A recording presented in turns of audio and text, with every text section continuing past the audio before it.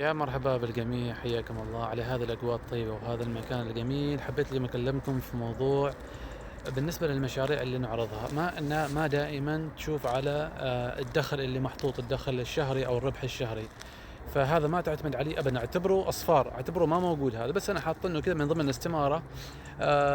ممكن شخص يستفيد أو يعرف بعض الحسابات، ولكن أنت بجهدك.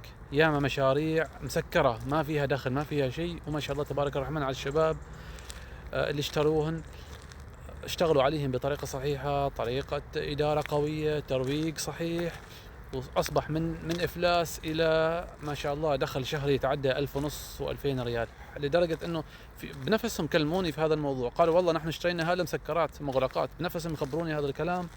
أنا أنقل كلامهم الحين. فدائما لما يكون عندك شغف ويكون عندك قدرة إدارة وعارف الطريق الصحيح لهذا المشروع، توكل على الله، لا تشوف على هذه التفاصيل اللي مكتوبة.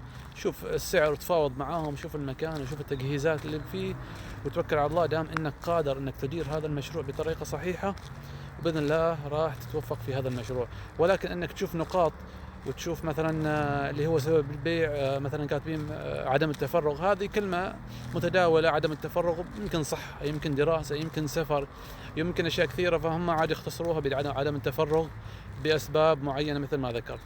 فدائما دام أنك عندك القدرة الإدارة والقدرة المالية أنك تقيم هذا المشروع، فاطمن، توكل على الله، بإذن الله تعالى الله ييسر لك مثل ما ييسر لغيرك، واجتهدوا بنفسهم ورفعوا مستوى المبيعات بشكل كبير جدا، يعني أكثر من 70%. أنا بنفسي أشرفت على هذه المشاريع، بعض المشاريع عندنا أعرفها. فيعني حقيقة على جهد الشباب ما شاء الله تبارك الرحمن، قدروا يرفعوا مستوى المبيعات بشكل كبير جدا ما شاء الله تبارك. بنفسهم قالوا لي هذا الكلام. أكثر من مشروع وأنواع كثيرة من المشاريع، فيها بعضها في الأكل، في بعضها في السيراميك، وفي بعضها في أشياء ثانية. الله يوفق الجميع إن شاء الله.